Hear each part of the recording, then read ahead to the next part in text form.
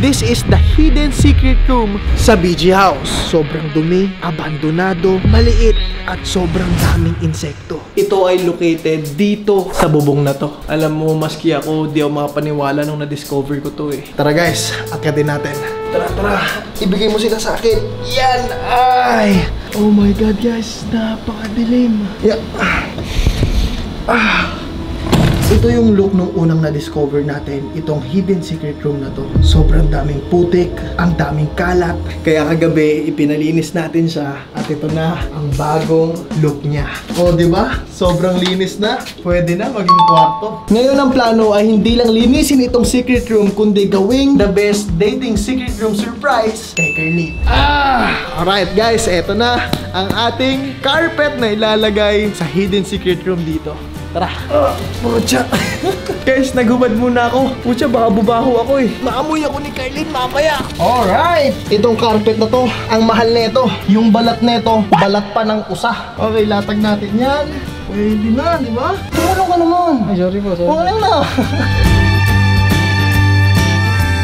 Alright, talagyan na natin ang ating carpet.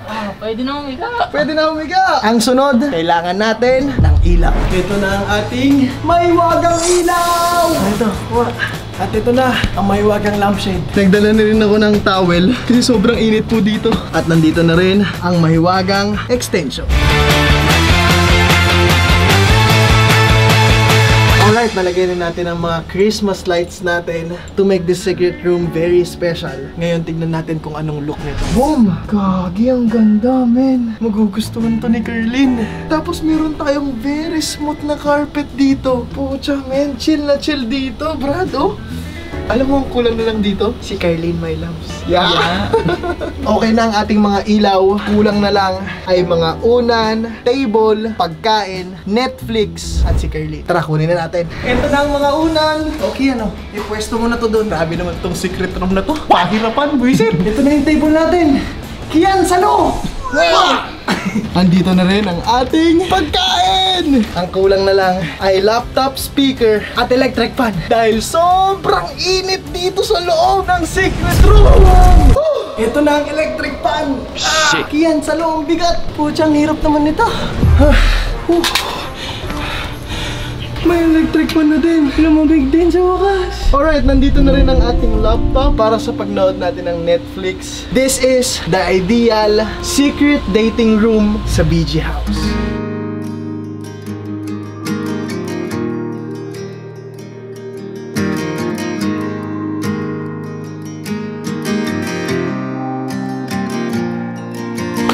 Grabe, guys, never in my life akong personally nakapag-ayos ng mga ganong klase na ideal date namin ni Carlin. At I'm so proud sa sarili ko dahil nagawa natin siya successfully. Ngayon, oras na para i-surprise si Carlin sa ating secret dating room dito sa Beach House. Tara, punta na natin siya. Love, love. Hi. How are you? Shh. Ay, tulog si baby. Kakatulog. Pwede ka? Bakit? Nag-vlog ako eh. Gusto lang kitang i-surprise. Meron kasi akong inihanda for you. Para naman makabawi ako. Alam niyo naman si Carlin, sinurprise niya ako ng trip to Dubai. This June 7, flight na po namin. Kinabukasan na to kung napapanood niyo to. Kaya ngayon na po, sana makabawi ako sa'yo. Tara! Meron akong surprise sa'yo. Ano? Basta sumama ka na lang. Halika na. Let's go. Matutuwa ka dito, love, love. And you will be proud of me. Kasi never pa akong nag-ayos personally ng date natin together. And today is the day para ipakita ko sa'yo ang aking munting sorpresa. Alam mo ba na meron tayong tinatawag dito na secret room dito sa BG House? Alam ko. Ayan, dito lang yun sa taas. Madumi dyan! Sobrang dumi. As in, napakabawa, napakala. But love, love, hindi ka makapaniwala na sinet-up ko siya sa taas. At yun yung surprise ako sa'yo. Talaga? Okay, tara love, love. Sipag oh! Okay lang ba? Nakaakyat ka dito? Ayaw Kaya? naman, siyempre.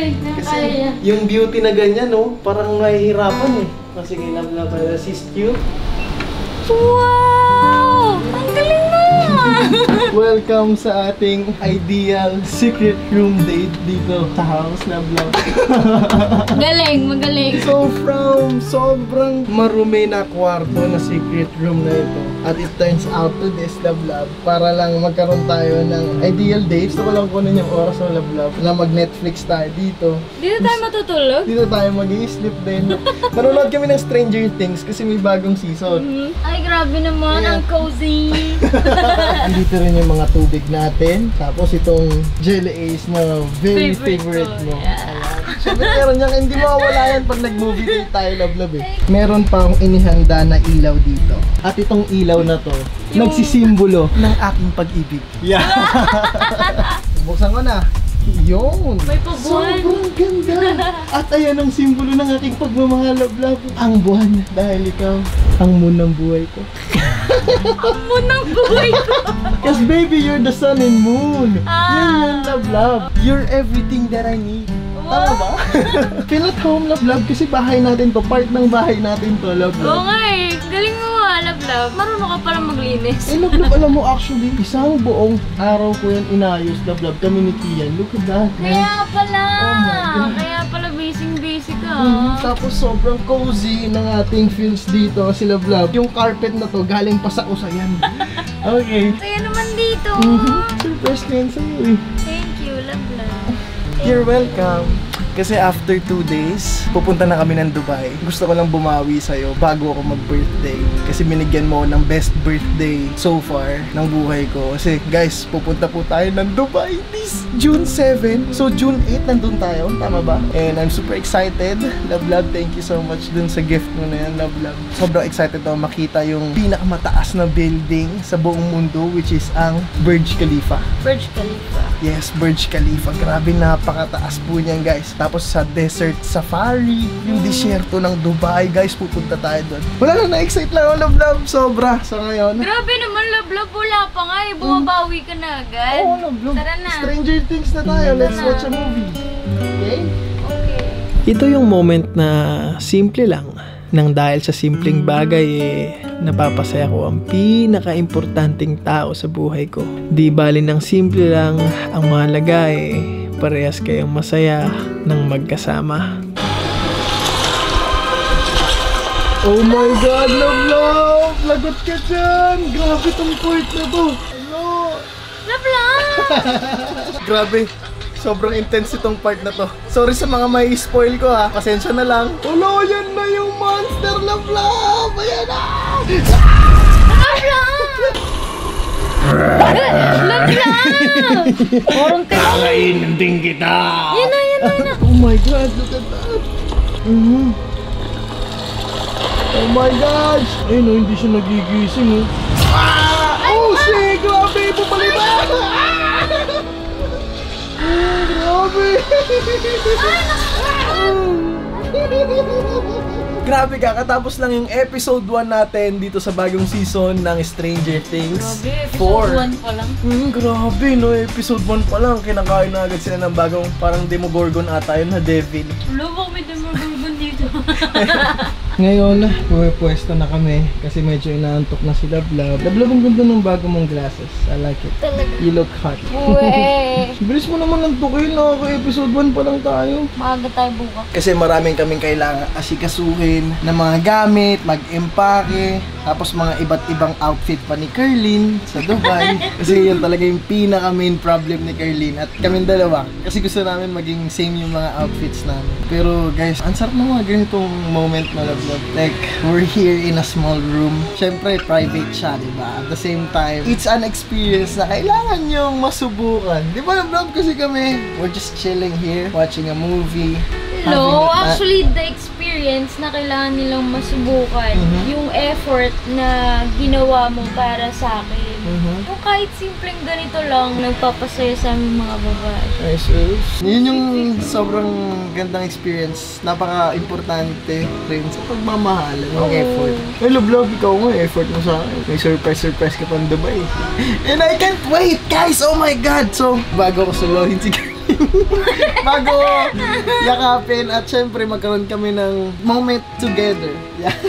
Gusto ko lang sabihin sa inyo yung mga activities na pinrepare namin sa Dubai. Unang-una, magi-skydiving tayo sa mismong birthday ko. For the first time, guys. May experience ko na yung hinuhulog ako sa langit. Kaming dalawa ni Carlene. And don't worry, love, kahit ihulog ka nila sa langit, ako pa rin ang sasalo sa'yo. Ano la, parang tayo nasa taas. Hindi, syempre mas mauna akong bumaba para lang masalo kita. Yeah! And then pangalawa, pupunta tayo sa desert safari na sobrang laking disyerto dun sa Dubai. And sobrang ganda dun. Meron pang mga nakakatakot na abandoned village dun, love, na kinain na ng disyerto. Buried na siya, yung village. So pupuntahan natin yun. Napaka-scary place and we are gonna explore it. Pangatlo, pupunta tayo sa tallest building in the world. At located yan sa Dubai. Yan ang pinaka-tallest building sa lahat. And isa pa yan sa mga target natin na i-explorein kasama kayo. At pang-apat, ito yung sobrang interesting part, love. For the first time din, magda-dive ako. And it's not just diving, love. Magda-dive tayo sa pinaka-malalim na pool sa buong mundo sa Dubai. And it's called Deep Dive Pool. Dubai. Grabe! At yung place na yan, guys, kasama ko kayong i-explore natin yan. Actually, si Carlene ayaw niyang masubukan yun kasi sobrang lalim nun. May phobia ako dun. May phobia si Carlene. May phobia ako underwater. So, yun yung pinakamalalim, men. Parang, men, ang dami nating i-explore rin doon. Kasi yung taas niya, Statue of Liberty. Ganon siya kalalim, love. I know it's gonna be a hell of experience and gusto ko magpasalamat sa love because ikaw yung nag-set up ng lahat out of the country natin together. And it's gonna be very memorable. Thank you, love.